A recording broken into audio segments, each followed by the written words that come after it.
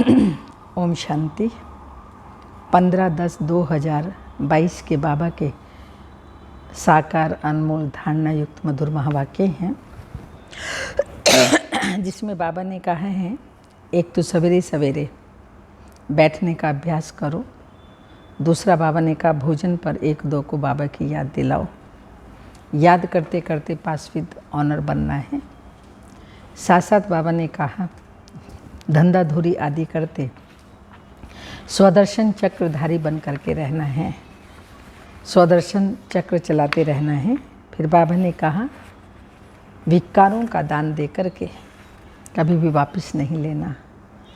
कहा भी जाता है, दे दान तो छोटे ग्रहण।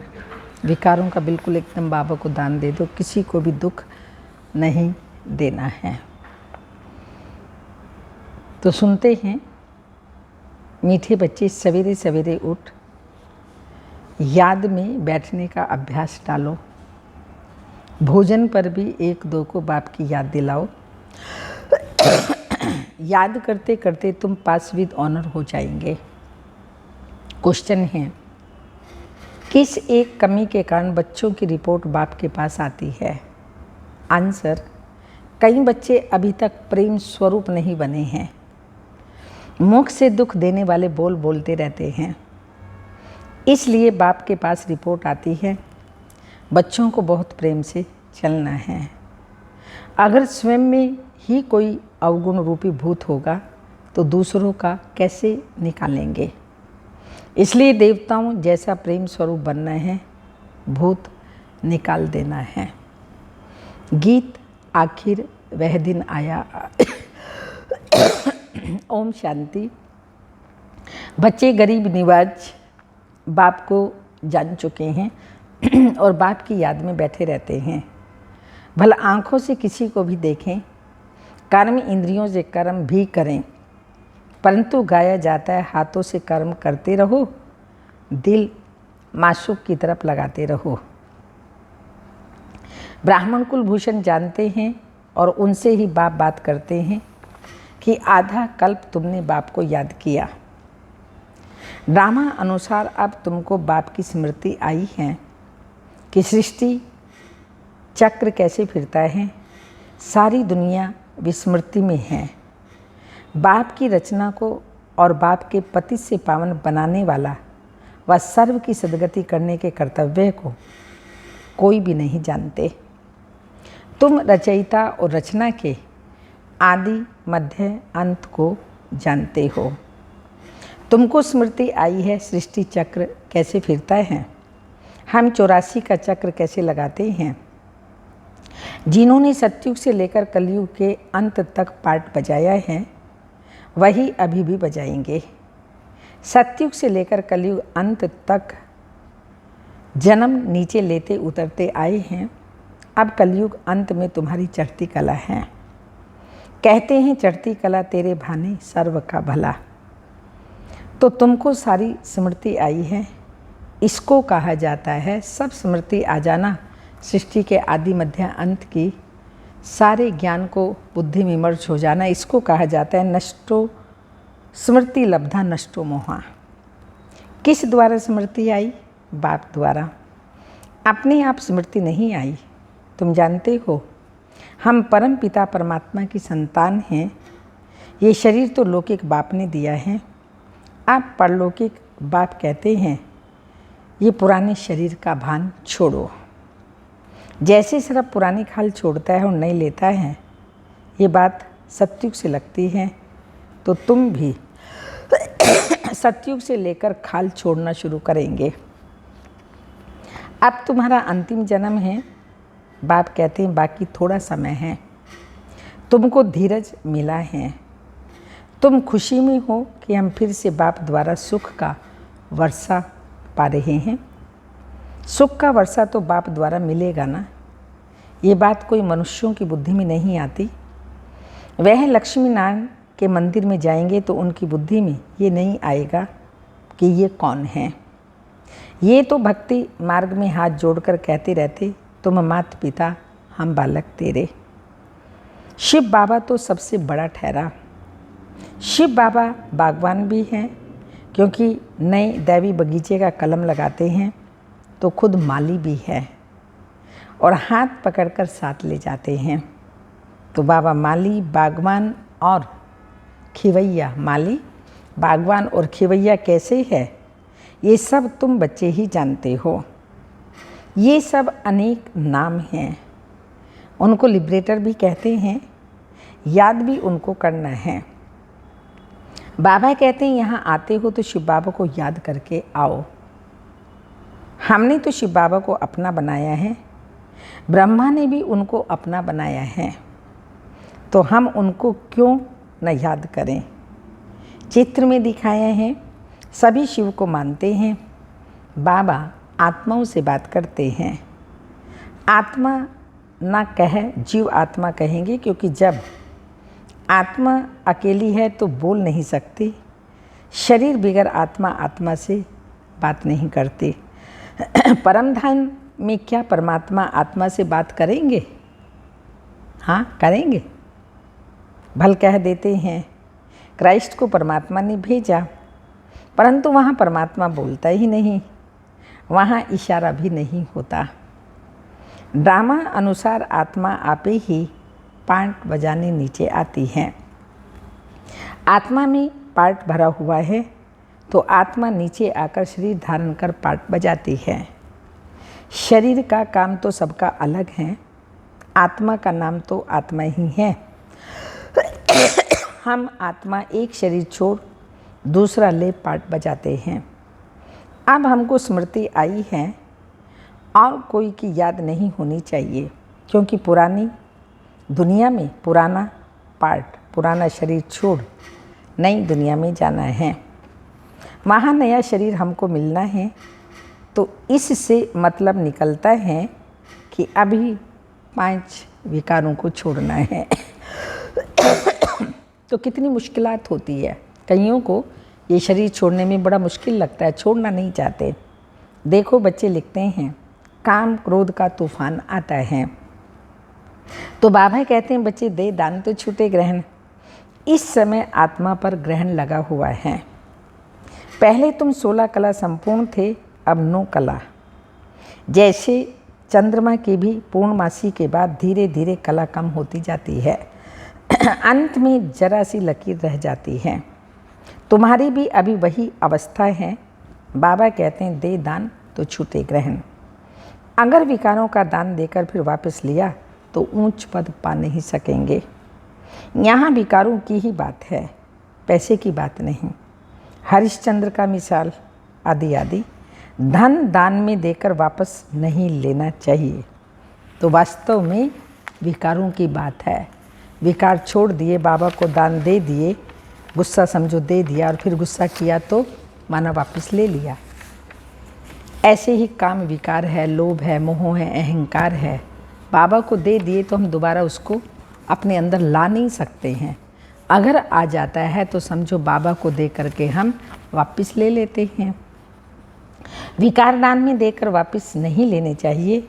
दिल अंदर देखते रहो कि हमारी दिल बाबा से लगी हुई है, जिससे हमारा जन्म जन्मांतरण का ग्रहण छूटा है। समय तो लगता है, एकदम तो नहीं छूटता।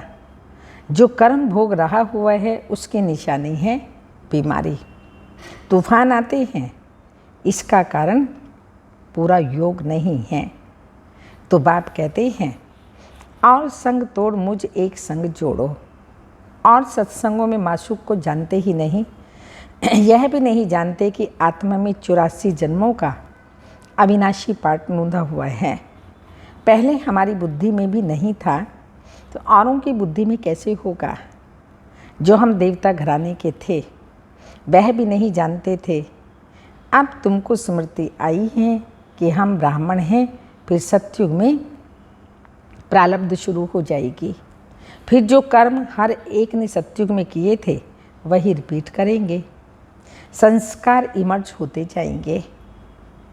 यह जब बाबा की महिमा करते हैं, ज्ञान का सागर, प्रेम का सागर, सुख का सागर, शांति का सागर आदि आदि, तो हम भी प्रेम सीख रहे हैं।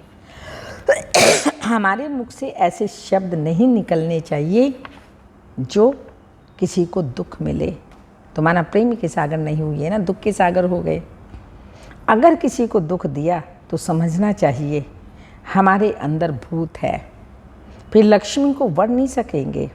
बाप के बने हैं तो लक्ष्मी को वरने लायक बनना चाहिए। कोई भूत रह गया तो त्रेता में चले जाएंगे। बच्चों में क्रोध नहीं होना चाहिए, बड़े प्रेम से चलना चाहिए। देखो बाबा के कितने बच्चे हैं तो भी बाबा क्रोध थोड़ी करते हैं। तो तुमको भी बड़ा प्रेम स्वरूप बनना है।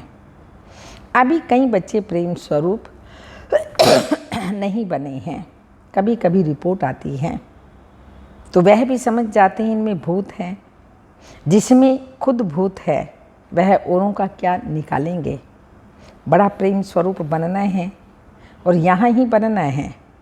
देवता प्रेम स्वरूप है ना। देखो लक्ष्मी नारायण का चित्र कितना खींचता है, अट्रैक्शन करता है। तो हमको भी ऐसा बनना है। तुमको पति क्रोध करता है तो भी प्रेम से बात करनी है। यह नहीं उसमें भूत है तो मुझ में भी आ जाए, नहीं। मेरे में जो अवगुण हैं कैसे भी करके, हाँ कुछ भी हो जाए कैसे भी करके अवगुणों को निकालना है। बहुत बहुत मीठा बनना है। किसी ने कहा लौकिक बाप गुस्सा करता है तो मैंने कहा कि जब वो क्रोध करता है तो तुम अच्छे अच्छे फूल चढ़ाओ तो वह वंडर खाए, फिर वह ठंडा हो जाएगा। बड़ा युक्ति से समझाना है, क्योंकि रावण राज्य है ना, हम हैं राम की संप्रदाय। खुद ना बने तो दूसरों को क्या बनाएंगे, इसलिए स्थापना में देरी पड़ती है। एक तो प्रेम से चलना है और दूसरा स्मृति में रहना है, स्वदर्शन चक्रधारी बनना है। धंधा तो करना ही है, इसलिए सुबह का समय बहुत अच्छा है। कहते हैं ना सवेरे सोना सवेरे उठना आदि आदि। जल्दी सो जाओ 9:30-10 बजे तक और जल्दी उठो 2 बजे। इसलिए सवेरे सवेरे उठ यहाँ आकर बैठो, क्लासरूम में बैठो और घरों में जहाँ आपने अपना स्थान बनाया हुआ है वहाँ बाबा की याद में बैठो, अमृत वेला करो। 5 मिनट भी याद ठहरेगी, फिर धीरे धीरे आदत पड़ने से याद पक्की हो जाएगी। अच्छा खाना खाते हो तो देखो कितना समय बाबा की याद में खाया। अगर सारा समय याद किया तो वह भी बड़ी बहादुरी है। भोजन पर 1-2 को इशारा देना कि बाप को याद करो, एक एक गिट्टी पर याद दिलाओ। हमारा है ही सहज योग। अभी बुद्धि में ज्ञान आया है, परम पिता परमात्मा को सर्वशक्तिमान कहते हैं, तो उनमें भला क्या शक्ति है। यह नहीं कि बॉम्ब्स बनाने की शक्ति है, नहीं। उनको याद करने से विकर्म विनाश हो जाते हैं। यह शक्ति है ना। देखो है कितना भोला और शक्ति कितनी है। यथार्थ रीति याद करने में मेहनत है, तो मेहनत करनी चाहिए ना। मेहनत बगैर थोड़ी कुछ मिलेगा। मेहनत करेंगे तो सुख पाएंगे भविष्य 21 जन्मों के लिए। सुबह का समय अच्छा होता है, भक्ति में भी सवेरे सवेरे उठते हैं, ज्ञान में भी सवेरे का समय बहुत अच्छा है। बाप कहते हैं मैं कल्प में एक ही बार आता हूँ तुमको साथ ले जाने के लिए, तो बिल्कुल खुशी खुशी से जाना है, दुख धाम से निकलना है। ऐसी स्मृति होगी तो डरेंगे नहीं। कितनी भी परीक्षाएं आए तो भी स्मृति पक्की रहनी चाहिए। ऐसी अवस्था जमानी है। अब तुम बच्चों को हम सो हम का अर्थ भी समझाया है।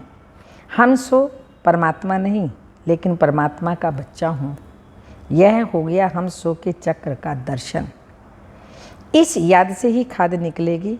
खाद निकालने का समय है। हाँ, खाद निकालने का समय कौन सा है? बाबा कहते हैं अमृत वेले। तो 5वीं ऑनर बनने के लिए कृष्णपुरी का मालिक बनाने वाले बाप को याद करना है। अच्छा, मीठे मीठे सिक्के लदे बच्चों प्रति माता पिता बाप दादा का याद प्यार। Good morning diamond morning. रूहानी बाप की रूहानी बच्चों को नमस्ते। हम रूहानी बच्चों की रूहानी माता पिता बाप दादा को याद प्यार। Good morning diamond morning. ओम नमस्ते। मातेश्वरी जी के अनमोल महावाक्य हैं बदनसीब और खुश नसीबी। अब ये दो शब्दों का मदार किस पर चलता है ये तो हम जानते हैं। खुश नसीबी बनाने वाला, खुश नसीब बनाने वाला परमात्मा और बदनसीब बनाने वाला खुद मनुष्य है। जब मनुष्य सर्वोदय सुखी है तो उन्हों की अच्छी किस्मत कहते हैं। सब प्रकार के सुख हैं तो मनुष्य को कहते हैं ये सुखी हैं। और जब मनुष्य अपने को दुखी समझते हैं तो वो अपने को बदनसीब समझते हैं। हम ऐसे नहीं कहेंगे कि बदनसीबी व खुश नसीबी कोई परमात्मा द्वारा मिलती हैं, नहीं, ये समझना तो मूर्खता है। भगवान सुख और दुख दोनों के रास्ते बताता है।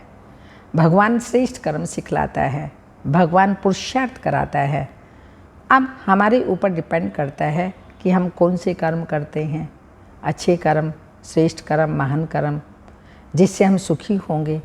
अगर हम दुख देने के कर्म करते हैं, पाप के कर्म करते हैं, झूठ बोलने के, चोरी करने के आदि आदि, तो उससे हमें दुख मिलता है। तो भगवान ने कर्म सिखलाए, अब उन पर चलना, जिस पर हम चलते हैं, जैसा हम चलते हैं वैसा हमको मिलता है। तब तो कहते हैं जैसा करोगे वैसा पाओगे, जितना करोगे उतना पाओगे, और जो करोगे वो पाओगे। जो परमात्मा देगा वो पाओगे, नहीं देगा तो नहीं पाओगे, ऐसा तो नहीं कहा गया। तो इसलिए बाबा ने कहा ये सब अपने ऊपर है। ये समझना बड़ी मूर्खता है। परमात्मा तो हमें खुश नसीब बनाता है, परंतु तकदीर को बिगाड़ना व बनाना सब कर्मों के ऊपर ही मदार है। ये सब मनुष्यों के संस्कारों के ऊपर ही है। फिर जैसे पाप और पुण्य का संस्कार भरता है वैसे तकदीर बनती है, परंतु मनुष्य इस राज को न जानने के कारण परमात्मा के ऊपर दोष रखते हैं। दुख सुख सब भगवान देता है, सब कुछ भगवान ही करता है, लेकिन उसकी महिमा आप क्या करते हैं? सुख दाता है। कभी आपने दुखदाता कहा तो सुखदाता तो कहलाता है, कभी दुखदाता नहीं कहलाता। तो दुख कैसे दे सकता है? परमात्मा तो सुख ही देता है। अब देखो मनुष्य अपने को सुखी करने के लिए कितनी माया के तरीके निकालते हैं। फिर उस पर ही माया से कोई अपने को सुखी समझते हैं और कोई फिर उस पर ही माया का संन्यास कर माया को छोड़ने से अपने को सुखी समझते हैं। मतलब तो कई प्रकार के प्रयत्न करते हैं, परंतु इतने तरीके करते भी रिजल्ट दुख के तरफ जा रही है। जब सृष्टि पर भारी दुख होता है तब उसी समय स्वयं परमात्मा आए, गुप्त रूप में अपने ईश्वरीय योग पावर से दैवी सृष्टि की स्थापना कराए, सभी मनुष्य आत्माओं को खुश किस्मत बनाते हैं। दूसरा, जिस समय ओम शांति कहते हैं तो उनका यथार्थ अर्थ है मैं आत्मा शालिग्राम उस ज्योति स्वरूप परमात्मा की संतान हूँ। हम भी वही पिता ज्योति बिंदु परमात्मा के माफिक आकार वाली हैं। बाकी हम शालिग्राम बच्चे हैं, तो इन्हों को अपने ज्योति स्वरूप परमात्मा के साथ योग रखना है और लाइट माइट का वर्षा लेना है। उस निराकार परमात्मा को श्वासों श्वास याद करना, इसको ही अजपा जाप कहा जाता है। अजपा जाप माना कोई भी मंत्र जपने के सिवाय नेचुरल उस परमात्मा की याद में रहना, नेचुरल नेचर बन जाए भगवान को याद करने की। जैसे संबंधों को याद करने की कोई पुरुषार्थ थोड़ी करना पड़ता है, मेहनत थोड़ी करनी पड़ती है। नेचुरल नेचर है, उनकी विशेषताएं याद आई, उन्होंने कोई दुख दिया वो याद आई, तो माना उनको हम याद कर रहे हैं ना। तो परमात्मा तो गुणों का भंडार है, परमात्मा तो सर्वशक्तिमान है, परमात्मा तो ज्ञान का सागर है। तो हम अभी ज्ञान ले रहे हैं, धारण कर रहे हैं, तो किसकी याद आई? परमात्मा की। समय पर सर्व शक्तियों की आवश्यकता पड़ती है, उनको धारण करते हैं तो किसकी याद आई? शिव बाबा की। बाबा ही गुणों का भंडार है, उन गुणों को धारण करते और कराते हैं, किसकी याद आए? शिव बाबा की। तो ऐसे हमारी नेचुरल नेचर बन जाए याद में रहने की। इसको ही पूर्ण योग कहते हैं। योग का मतलब है एक ही योगेश्वर परमात्मा की याद में रहना। तो जो आत्माएं उस परमात्मा की याद में रहती हैं उन्हीं को योगी अथवा योगनिया कहा जाता है। जब उस योग अर्थात याद में निरंतर रहे तब ही वे कर्मों और पापों का बोझ नष्ट होता है और आत्माएं पवित्र बन भविष्य जन्म में देवताई प्रारब्ध पाती हैं। अब यह नॉलेज चाहिए तब ही योग पूरा लग सकता है। तो अपने को आत्मा समझ परमात्मा की याद में रहना, यह है सच्चा ज्ञान। धारणा के लिए पॉइंट है, धंधा आदि करते स्वदर्शन चक्रधारी बनकर रहना है। एक दो को बाप की याद दिलानी है। कितनी भी परीक्षाएं आ जाएं तो भी स्मृति में जरूर रहना है। सेकंड पॉइंट, विकारों का दान देकर फिर कभी वापस नहीं लेना। किसी को भी दुख नहीं देना, क्रोध नहीं करना, अंदर जो भूत हैं उन्हें निकाल देना है। वरदान है आज का, मालिकपन की स्मृति द्वारा परवश स्थिति को समाप्त करने वाले सदा समर्थ भव। मालिकपन की स्मृति द्वारा परवश स्थिति को समाप्त करने वाले सदा समर्थ भव। जो सदा मालिकपन की स्मृति में स्थित रहते हैं उनके संकल्प ऑर्डर प्रमाण चलते हैं, व्यर्थ नहीं चल सकते। आत्मा मालिक है, वो जैसा चाहे संकल्प करे उसके ऑर्डर में चलते हैं। मन मालिक को परवश नहीं बना सकता। ब्राह्मण आत्मा कभी अपने कमजोर स्वभाव संस्कार के वश नहीं हो सकते। जब स्वभाव शब्द सामने आए तो स्वभाव अर्थात स्वप्रति, स्व माना में आत्मा, स्वप्रति और सर्व के प्रति आत्मिक भाव, इस श्रेष्ठ अर्थ में टिक जाओ। और जब संस्कार शब्द आए तो अपने अनादि आदि संस्कार जो परमधाम से आत्मा लेकर के आई और जो सतयुग में हमारे संस्कार थे, आदि अनादि संस्कारों को स्मृति में लाओ तो समर्थ बन जाएंगे, परवश स्थिति समाप्त हो जाएगी। स्लोगन, वरदानों की शक्ति जमा कर लो, वरदानों की शक्ति जमा कर लो तो परिस्थिति रूपी आग भी पानी बन जाएगी। अमृत बेले की पॉइंट है,